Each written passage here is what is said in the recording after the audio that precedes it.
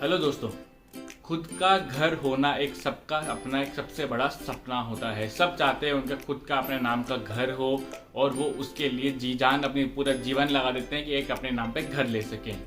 But क्या आपको पता है आपका जहाँ पे एम्प्लॉइज प्रोविडेंट फंड कटता है वो प्रोविडेंट फंड अमाउंट भी आप अपने डाउन पेमेंट के लिए फिर घर खरीदने के लिए यूटिलाइज कर सकते हैं। जी हाँ, आज के हम इस वीडियो में वही डिस्कस करेंगे कि आप अपने प्रोविडेंट फंड अमाउंट में से कितना अमाउंट विड्रॉ कर सकते हैं अपने लोन के रीपेमेंट के लिए या फिर अपने घर के डाउन पेमेंट के लिए। मगर उससे पहले if you are new to my channel, please do hit the subscribe button and the bell icon for all the latest notifications.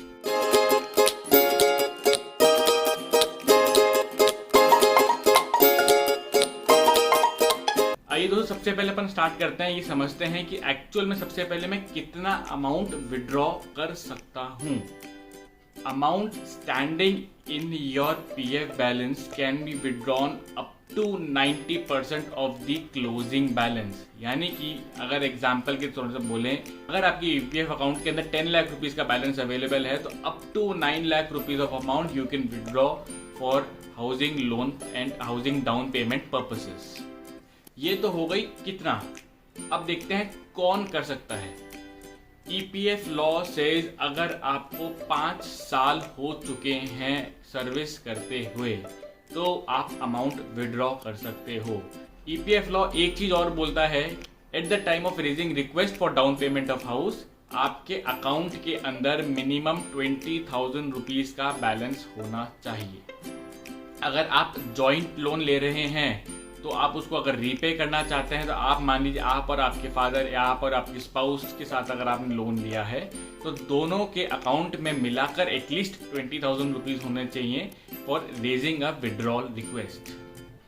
तो सबसे पहले बात करते हैं, अगर आप प्लॉट खरीदते हैं कंस्ट्रक्शन के लिए, अगर आप कंस्ट्रक्शन के लिए खरीदते हैं तो 24 months of your basic salary plus dearness allowance और the cost of the plot जो भी है इसमें से कम उतना अमाउंट आपको अलाउड होगा विड्रॉ करने के लिए। बट अगर आप रेडी टू शिफ्ट में मूव करते हैं, यानी कि जिसके अंदर ऑलरेडी सब काम हो चुका है, तो उसके अंदर up to last 36 month of your basic salary and DA और cost of the readymade flat, इन दोनों में से जो कम होगा वो आप अमाउंट विड्रॉ कर सकते हैं। अब बात करते हैं रीपेमेंट ऑफ हाउसिंग लोन की। आप ईपीएफ के अमाउंट को रीपेमेंट ऑफ हाउसिंग लोन के लिए भी यूटिलाइज कर सकते हैं। आपने डाउन पेमेंट के लिए नहीं किया ठीक है, बट अगर आपने लोन ले रखा है आप उसके लिए भी उस अमाउंट को यूटिलाइज कर सकते हैं।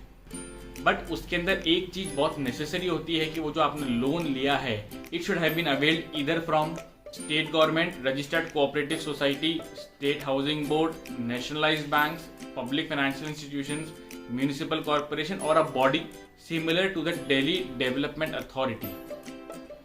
और रीपेमेंट ऑफ लोन के अंदर एक और नया क्राइटेरिया ये होता है, जहां पे आप पहले 5 साल की मिनिमम सर्विस के बारे में बात कर रहे थे, यहाँ पे आप 10 ईयर्स तक की आपकी मिनिमम सर्विस होनी चाहिए। दोस्तों अब नेक्स्ट सवाल आता है कि आप कितनी बार विड्रॉ कर सकते हैं। The answer is only 1।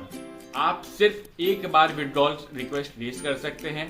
But यहाँ पे आपके पास ऑप्शन है, क्या आप एक बार में लमसम अमाउंट विड्रॉ करना चाहते हैं या फिर आप इंस्टॉलमेंट्स में, मल्टीपल इंस्टॉलमेंट्स में वो अमाउंट आप विड्रॉ करना चाहते हैं। आप जब विड्रॉल की रिक्वेस्ट रेज करेंगे तो वहां पे आप ये डिटेल्स पुट इन कर सकते हो। अब इसके अंदर लोग एक लूप होल ढूंढने की कोशिश करते हैं, क्या ये पीएफ का जो अमाउंट है क्या मैं खुद अपने लिए ले सकता हूँ अपने पर्सनल बैंक अकाउंट में। Again the answer is no. आप जिस भी पर्पज के लिए उसको विड्रॉ कर रहे हैं वहां पे उस का ही आपको वहां पे बैंक अकाउंट डिटेल्स देने पड़ेंगे और आपके नाम से उस अकाउंट के अंदर वो डिपॉजिट हो जाएगा। So here if you are wanting to make the down payments of your house तो आपको अपने बिल्डर का नाम देना पड़ेगा, स्टेट गवर्नमेंट का नाम देना पड़ेगा जिसके में आप वो पे करना चाहते हैं। या फिर अगर आप हाउसिंग लोन रीपेमेंट करना है तो आपको बैंक का नाम, अकाउंट नंबर देना पड़ेगा जिसके अंदर आपको रीपे करना है एंड वो अमाउंट डायरेक्टली उस अकाउंट में डिपॉजिट होगा। You can not use this balance for your personal account. अब बात करते हैं, अगर आपने अमाउंट विड्रॉ किया तो उस पर टैक्स इम्प्लीकेशंस क्या होंगे। अगर आपने ईपीएफ के साथ 5 इयर्स कंप्लीट कर लिए हैं या फिर आपने वो ईपीएफ का अमाउंट कंटिन्यूस 5 इयर्स तक विड्रॉ नहीं किया है तो वो अमाउंट आप इजीली विड्रॉ कर सकते हैं। It will not be taxable in your hands and it is also applied by section 10(12) of the income tax act. So what it says, the EPF contribution amount which has not been withdrawn for 5 years is tax free अगर आप 5 साल बाद उसको withdraw करते हैं, but उस पर जो आपने इंटरेस्ट कमाया है that is always taxable and is counted for under the head income from other sources. अब इसके एडवांटेजेस और डिसएडवांटेजेस क्या है? अगर आप पीएफ विड्रॉ करते हो और पे करते हो अपना हाउसिंग लोन, तो आपको क्या फायदा या नुकसान हो सकता है? सबसे पहले आपको एक हिम्मत आ जाती है कि आपके पास डाउन पेमेंट करने के लिए कुछ बैलेंस अवेलेबल है और आपका जो अपना हाउस का एक ड्रीम था वो आप इनिशिएट कर सकते हो। आपके पास एक हिम्मत आती है कि आपके लॉन्ग टर्म सिक्योरिटी बन जाती है। सेकेंड इसका बेनिफिट होता है, मान लीजिए आपने एक ऐसी जगह पे प्रॉपर्टी ले रहे हैं जहाँ पे प्रॉपर्टी एप्रिसिएशन बहुत ज़्यादा है और आपको ईपीएफ से केवल 8-8.5% का ही मिल रहा है रेट ऑफ इंटरेस्ट, जो आज की तारीख में एप्लीकेबल है।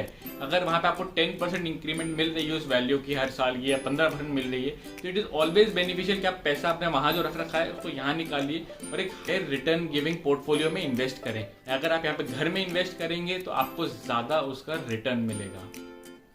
बट इसका डिसएडवांटेज क्या है? अगर मान लीजिए आपकी प्रॉपर्टी एप्रिसिएशन नहीं हो रही है, वहां पे property appreciation is less than 8 और 8.5% which the EPF department is giving right now, then it is always a disadvantage और नेगेटिव कि आपको 8-8.5% का रिटर्न आज की तारीख में कोई भी इन्वेस्टमेंट नहीं दे रहा है।